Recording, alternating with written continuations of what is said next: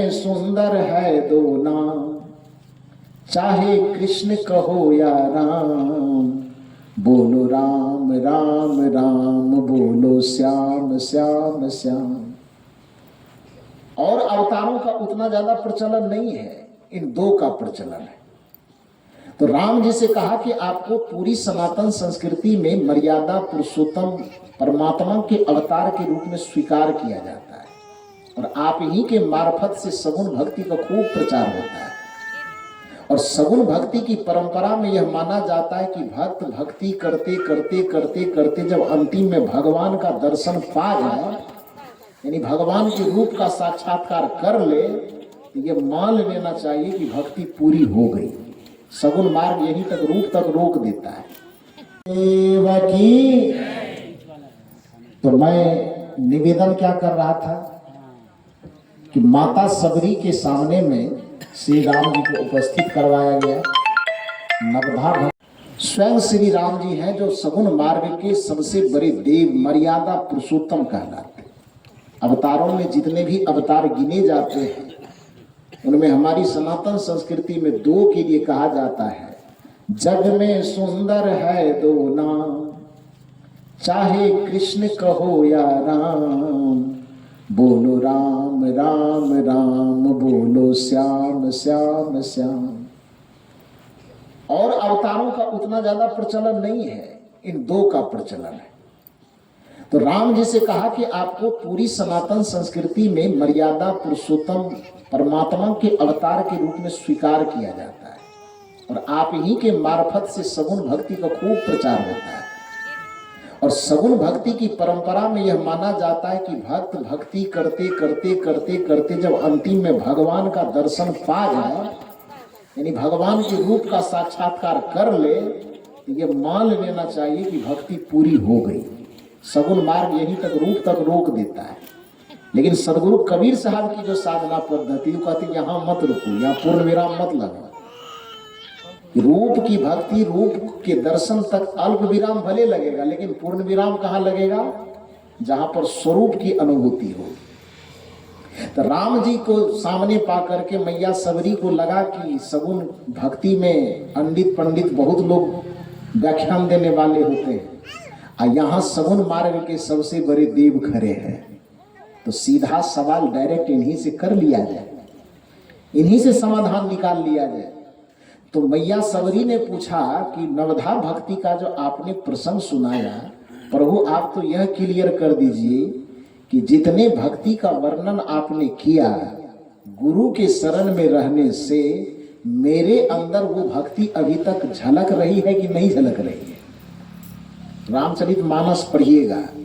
श्री राम जी ने कहा कि सकल प्रकार भगति दृढ़ तोड़े। हे सबरी, एक दो की बात मैं नहीं कर रहा हूं, जितने प्रकार की भक्ति का वर्णन मैं अपने मुख से किया हूं, वो भले तू कभी मंदिर नहीं गई है, भले तू कभी टीका नहीं लगाई है, भले ही तू कभी घंटा नहीं बजाई है, भले ही कभी तू आरती पूजा पाठ नहीं की है, लेकिन संत के शरण में रहकर, गुरु के शरण में रह करके जो सुसाधना भक्ति की है मैया सबरी, उस संत की भक्ति करने से सकल प्रकार भक्ति दृढ़ तोड़े। मैंने जितने प्रकार के भक्ति का वर्णन किया, वो सारे के सारे भक्ति तू संत की भक्ति करने के कारण पहले से पा गई।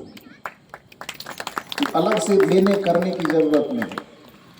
पहला सवाल। दूसरा सवाल मैया सबरी ने किया कि आपने कह दिया कि सकल प्रकार भक्ति दृढ़ तोड़े, अर्थात मंदिर न जाने के बाद भी, घंटा न बजाने के बाद भी, दिया अगरबत्ती न जलाने के बाद भी मेरे अंदर आपने उस सभी भक्ति को देखा जिसका वर्णन आपने किया। तो एक समाधान तो हो गया।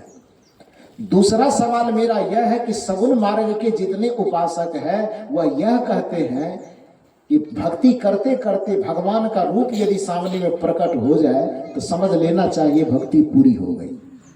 उस धारणा के अनुसार मैंने जीवन भर जितनी भक्ति की, उसके परिणाम में आप मेरे आमने सामने आकर के खड़े हो गए। प्रत्यक्ष आपका मैं दर्शन कर रही हूँ, आपके रूप का दर्शन मुझे हो रहा है। तो अब यह भी बता दीजिए कि इतने मात्र हो जाने से मेरी भक्ति पूरी हो गई कि नहीं हुई? बात समझ में आई? प्रश्न समझ में आ रहा है कि आपका रूप मेरे सामने में आ गया और सगुण मार्ग इस रूप तक ही ले जाकर के छोड़ देता है। तो मेरा सवाल आपसे है कि आप स्वयं ही सामने में खड़े हैं, तो दूसरे से मैं प्रश्न क्यों करूं? आप ही बताइए कि आप मेरे सामने में खड़े हैं, रूप मेरे सामने में प्रकट हो गया, अब मेरी भक्ति पूरी हुई कि नहीं हुई? आपको क्या लगता है?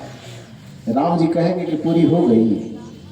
नहीं, राम जी ने स्वीकार नहीं किया कि भक्ति यही तक पूरी हो गई, बल्कि श्री राम जी शायद कबीर साहब के सुर में सुर मिलाते कह रहे हैं, गोस्वामी जी के मार्फत से कहलवा रहे हैं, मम दरसन फल परमयनुपा।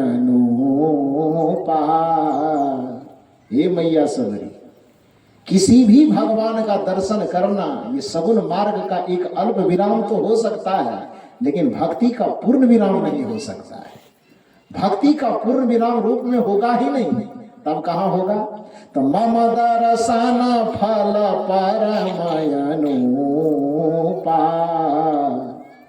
जीव पाव निज सहज स्वरूपा।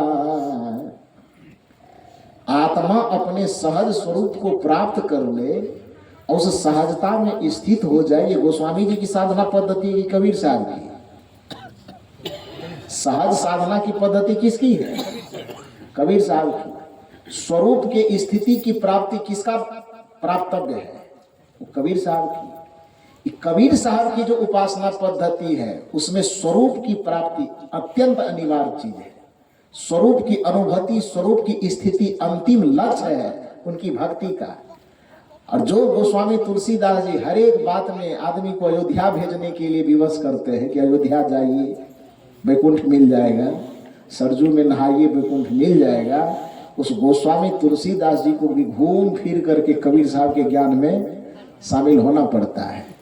उसके शामिल होने का जो संकेत है, जो पहचान है, वो यही है कि मम दर्शन फल परम अनुपा। किनके मुख से कहलवा रहा है? श्री राम के मुख से कहलवा रहे हैं कि मम दर्शन फल परम अनुपा। जीव, जीव माने आत्मा, पाए प्राप्त कर लेता है।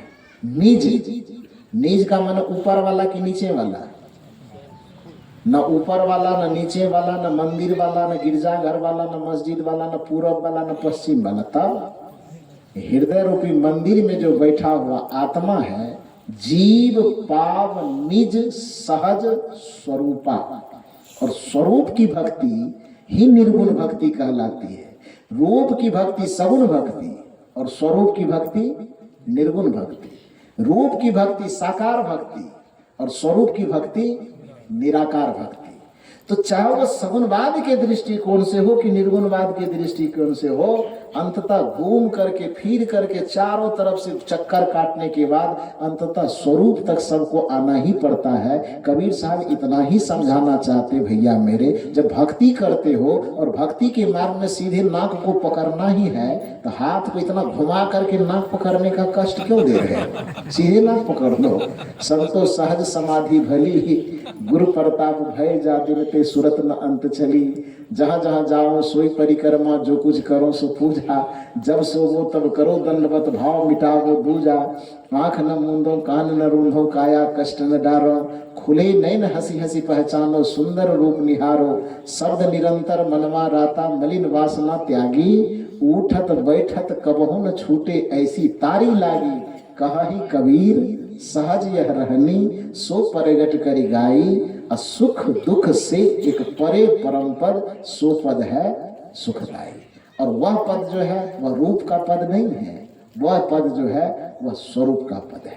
तो कहने का अभिप्राय यह है कि भक्ति के क्षेत्र में लगने वाले व्यक्ति को रूप तक ही चिपकना नहीं चाहिए। चाहे वह राम का रूप हो, कृष्ण का रूप हो, शिव का रूप हो, ब्रह्म का रूप हो, किसी का भी रूप हो, अंततः किसी के भी रूप से प्रेरणा लेकर, किसी के भी रूप से को माध्यम बनाकर अंततः भक्ति करते करते करते उसे अपने आत्मा के स्वरूप तक पहुंचना चाहिए। मूल रूप से जो बातें आपसे निवेदित की जा रही थी वह यह कि मनुष्य एक संवेदनशील प्राणी है, मनुष्य एक संस्कारों का समुच्चय है। यदि उस मनुष्य के अंदर से भक्ति का, ज्ञान का, वैराग्य का, सद्गुण का, सदाचार का, शील का संस्कार निकाल दिया जाए तो वह मनुष्य मनुष्य नहीं रह जाएगा, फिर वह मनुष्य जानवर और पशु से भी ज्यादा खतरनाक हो जाएगा। तो एक मनुष्य के अंदर मनुष्यता का विकास हो, एक इंसान के अंदर इंसानियत का विकास हो, एक मानव के अंदर मानवता का विकास हो, इसके लिए उसके अंदर के संस्कारों को घटने की तो बात छोड़ दीजिए, घटने पर तो फिर विनाश है, घटे नहीं, मिटे नहीं, बल्कि वह संस्कार भी सुरक्षित रहे और साथ साथ उस संस्कार में निरंतर अभिवृद्धि हो। इसके लिए निरंतर उसे संतों की संगति में बैठना चाहिए, सत्संगति में बैठना चाहिए, जिससे हमारे अंदर नैतिकता का विकास हो, चरित्र का विकास हो, संवेदना का विकास हो, शुभ संस्कारों का विकास हो और हम जो मनुष्य जीवन को पाए हैं सच्चे अर्थ में मानव जीवन को पाना सफल हो सके। बस इतना ही निवेदन करके मंचासीन समस्त पूज्य संत गुरुजनों के चरणों में कोटि कोटि नमन वंदन करते हुए दर्शक दीर्घा में विराजमान सभी देव एवं देवियों के हृदय में स्थित उस परम रमैया राम परमात्मा को सादर प्रणाम करते हुए मैं अपनी वाणी को विराम देता हूँ।